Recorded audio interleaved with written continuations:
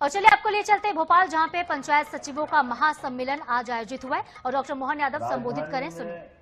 राजधानी के सभी विभागों के बीच काम करते हुए काम करने का मौका भी मिलता है और हमारे लिए तो ये भगवान की दया है। भारत के अंदर सच्चे अर्थों में भारत की आत्मा गांवों में विश्वास करती है, गांव के माध्यम से देश को जानती है।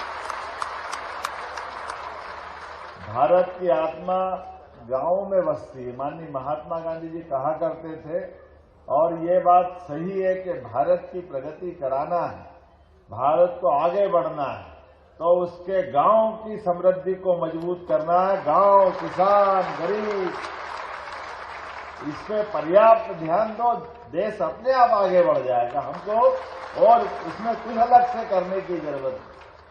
यद्यपि हमको कल कारखानों से भी आवश्यकता है, हमारे सभी प्रकार के जीवन के सब क्षेत्रों में गौर करने की जरूरत है। बेरोजगारों के हाथ में काम दे करके उनसे उनकी क्षमता योग्यता के बलबूते पर उनको अपने सपनों को साकार करने के लिए सरकार वहां भी मदद करती है, लेकिन ये सारे कई बार अपने परिवार वालों पे भरोसा नहीं करते, पंचायत के सचिव पे भरोसा करते हैं।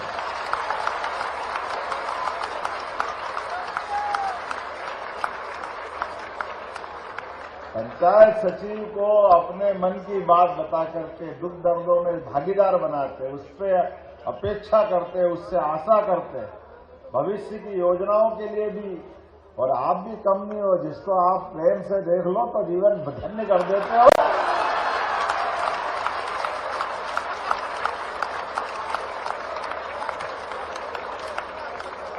और जिस पे टेढ़ी दिया गई तो मर जाए तो भी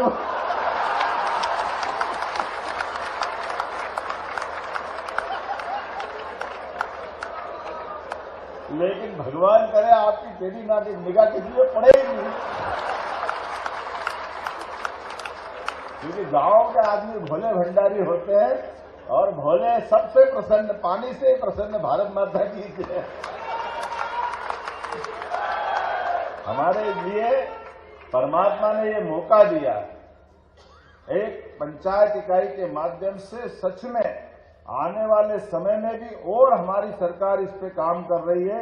माननीय मंत्री जी के माध्यम से भी सभी क्षेत्रों में धीरे धीरे करके, इसलिए ये हमने अलग अलग श्रेणियों के अलग अलग वर्ष बनाए और आने वाले समय में ये जो वर्ष किसान कल्याण वर्ष, इसमें आपके लिए और बड़ी संभावना काम की रहने वाली, जिसके आधार पर हमने 16 अलग अलग मंत्रालयों को कृषि वर्ष या किसान कल्याण वर्ष में केवल एक डिपार्टमेंट नहीं, उसमें सारे डिपार्टमेंट समाहित है, सारे प्रकार से विचार कर रहे हैं कि आप किसान के कल्याण की बात कर रहे हैं तो वहां हम पशुपालन विभाग भी देख रहे हैं, मत्स्य पालन भी देख रहे हैं, हार्टिकल्चर, एग्रीकल्चर, सहकारिता, ऊर्जा, नवकरणीय ऊर्जा, अपनी एमएसएमई इकाई, सब प्रकार के लघु कुटीर उद्योग, सारे क्षेत्रों में समान रूप से आगे बढ़ने के लिए सभी को जोड़ करके जब हम काम करने की बात करते तो सब में बड़ा रोल फिर पंचायत सचिव का आता है। हर जगह आप दिखाई देते, हर घर किसान है, हर घर का हिसाब सरकार के पास है, लेकिन सरकार की बात आपके माध्यम से हितग्राही तक पहुंचाना है, हितग्राही के माध्यम से समाज में, प्रदेश में आगे बढ़ना है। तो इसकी बड़ी इकाई आपके माध्यम से मैं आज के अवसर पर, जब आज के समय में इंटरनेट, पानी, सड़क, बिजली, सब प्रकार से आधारों से विकास की कल्पना करते हैं तो ये बाहर के संसाधन हो सकते हैं, लेकिन इन संसाधनों के बलबूते पर गांव-गांव तक और अंदर तक अगर बात पहुंचाता है तो पंचायत का सचिव इसमें फिर भूमिका अदा करता है। इसीलिए आज जब भारत डिजिटल युग में प्रवेश कर रहा है और आसपास के देशों की तरफ, दुनिया की तरफ देखो निगाह तो कई बार डरावना पक्ष भी दिखाई देता, लेकिन गांव में कोविड के काल से लेकर आज तक हमारे गांव ने सबसे मुकाबला किया तो गांव की स्वच्छता, गांव का पारिवारिक माहौल, गांव के बाकी व्यवस्थाओं पे आपके माध्यम से हम बहुत सारी बात सोच रहे हैं। ऐसे में जब हम आपसे अपेक्षा करते हैं तो आपकी अपेक्षा के लिए हम चिंता करने के लिए तैयार हैं।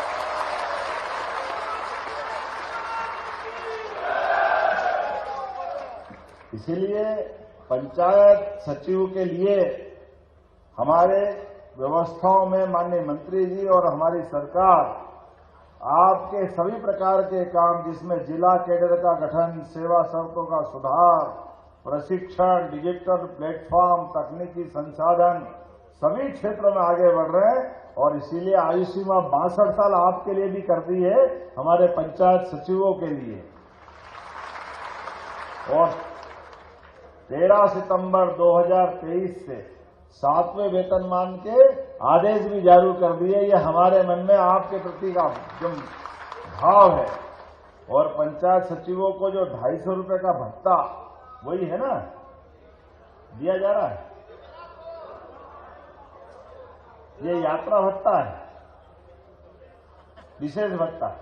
चलो विशेष भत्ता भी देंगे, चलो जो मर्जी आए, जो और क्या, राम जी की छुड़िया राम जी का खेल।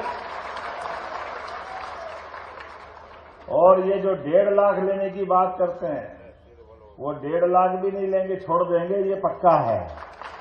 इसी कारण से हमारा कर्मी अगर सर्विस के दरमियान अगर कोई कारण से कोई घटना हो जाती है और हमारे से बिछड़ जाता है, ऐसे में 10 किस्तों में लेने का जो नियम है, मैं सिद्धांततः इस बात पे माननीय मंत्री जी हम सहमत हैं। हमारे द्वारा वो पैसा लेना ये अच्छी बात नहीं है। उसको हम अपने उस परिवार के लिए हमारा स्वजन हमारे बीच में से चला जाता है, ऐसे में परिवार में तो मदद करने का मौका आता है। ये नियम ही उल्टा पुल्टा बना हुआ, इसलिए उल्टा पुल्टा नियम खत्म करने की घोषणा करते हैं। और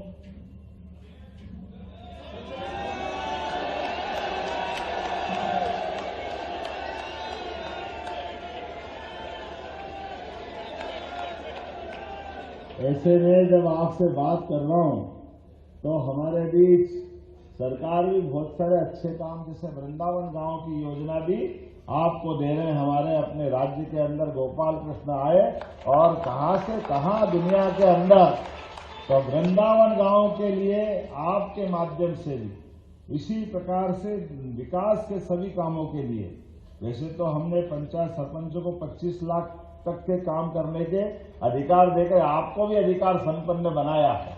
जब ताली वाली बजा सकते हैं, इसमें भी दिल खोल करके है। लेकिन ये बात भी गारंटी है, मुझे इस बात का संतोष भी है और ये इस बात को समझने के लिए आपके साथ खड़ा रहता हूं। कोई और विभाग होता तो उसके 50 तरह के नाटक रहते, लेकिन पंचायत अपने काम को बिल्कुल अच्छे ढंग से करती है। इस अपेक्षा के साथ हम ये लगातार आपको अधिकार संपन्न बनाते जा रहे हैं। अब हर पंचायत में सुसज्जित कार्यालय, अटल भवन, सामुदायिक भवन, ऐसे कई प्रकार के काम। और इसी प्रकार से पंचायत प्रतिनिधियों का, कर्मचारियों का प्रशिक्षण, उनमें केवल कौशल नहीं बढ़ा रहे हैं, शासन के काम करने की पद्धति बदलते जा रहे हैं। ऐसे में जब मैं आपसे बात कर रहा हूं तो हमारे बीच आज यहां समयमान वेतनमान के निर्देश जारी करने के लिए क्या कमेटी बनाना है? हो गया, संविलियन की कमेटी बनाना है। तो मैं माननीय मंत्री जी से घोषणा करता हूं इस संबंध में, आप बिल्कुल, हम आपके साथ हैं और बहुत जल्दी इसके रिजल्ट आएंगे। मैं आपको अग्रिम बधाई देता हूं।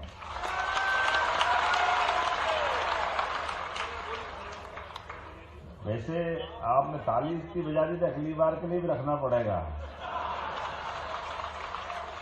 आज आपके बीच में अभी अपनी सरकार के 3 साल है, बार बार मिलना पड़ेगा, बार बार बात करना पड़ेगी।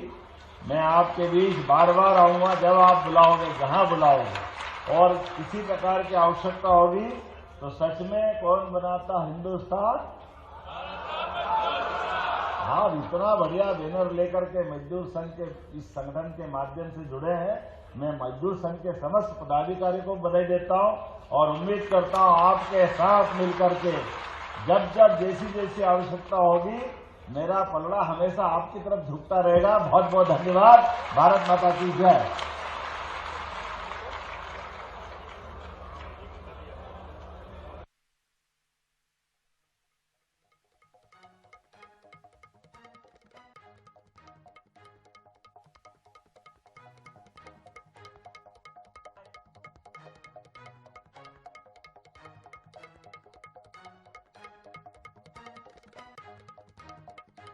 पंचायत सचिव इस कार्यक्रम में शामिल हुए।